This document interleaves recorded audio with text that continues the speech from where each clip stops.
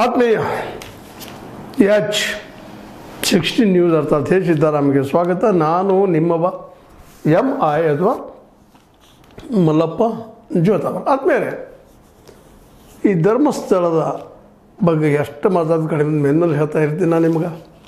ನೀವೊಂದು ಕೇಳ್ತಾ ಇರ್ತೀರಿ, ಇದೇನಪ್ಪ ಮುಗಿಯದ ಯಾತ್ರೆ ಅಂತಾರೆ. ಎಲ್ಲಿವರೆಗೆ ತನಿಖೆ ಬಗೆಹರಿಯುವುದಿಲ್ಲವೋ, ಸತ್ಯ ಹೊರಗೆ ಬರೋದಿಲ್ಲವೋ ಅದು ಅಲ್ಲಿ ನಡೆಯುವಂಥ ದಿನ. ಇದರಲ್ಲಿ ಎರಡು ಮಾತಿಲ್ಲ. SID ಮೇಲೆ ಭಾಳಷ್ಟು ಭರವಸೆಗಳನ್ನ ಇಟ್ಕೊಂಡು ಚೆನ್ನೈನ ಮೂಲಕ, ಅದು ಕೋರ್ಟ್ ಮೂಲಕ ಬುರುಡೆ ಹಿಡ್ಕೊಂಡ್ಬಂದು 164 ಅಡಿಯಲ್ಲಿ ಸತ್ಯವನ್ನು ಹೇಳ್ತೀನಿ ಅಂತೇಳಿ ಅವ್ರ ಕಡೆಯಿಂದ ಅಫಿಡವಿಟ್ ತೊಗೊಂಡು ಶುರು ಮಾಡಿದಂಥದ್ದು. ಅದಕ್ಕೆ ಕರ್ನಾಟಕ ಸರ್ಕಾರನೂ ಒಪ್ಪಿಕೊಟ್ಟಂಥದ್ದು. ಆ ನಂತರದಲ್ಲಿ ಅಲ್ಲಿ 15 ಕಡೆ ಅವು ಅಗದ್ರು ಸಹಿತ 2-3 ಕಡೆ ಬಿಟ್ಟರೆ 2 ಕಡೆ ಬಿಟ್ಟರೆ ಉಳಿದ್ರೆ ಅಲ್ಲಿ ಮೂಳೆ ಮತ್ತು ಅಸ್ಥಿ ಪಂಚ ತೆಗೆದು ಹೋದದ್ದು.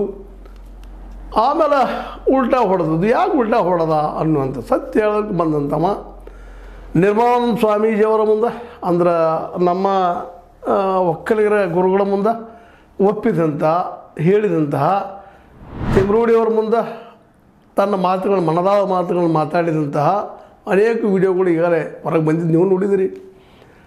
ಅಷ್ಟಾದಮೇಲೆ ಏಕಾಏಕಿ ಇಷ್ಟಂಗೆ ಪಲ್ಟಿ ಹೊಡೆದ ಅನ್ನೋದಕ್ಕೆ ಇತ್ತೀಚೆಗೆ ಒಂದಿಷ್ಟು ನಮ್ಮ ಬಾಲನ್ನವರ ಆರ್ಗ್ಯುಮೆಂಟ್ದಿಂದ, ಬಾಲನ್ನವರ ಹೊಸ ಒಂದು ವಿಧಾನದಿಂದ, ಸತ್ಯ ಹುಡುಕುವಂತಹ ಒಂದು ಪ್ರಯತ್ನದಿಂದ ಇವತ್ತು ಮತ್ತೊಂದು ಜೀವಂತಿಗೆ ಬಿಡುವಂಥದ್ದು ಬಂದಿರ್ತದೆ. ಇಲ್ಲಾಂದ್ರೆ ಇದು ಮುಚ್ಚಿ ಹೋಗ್ತಿತ್ತೇನೋ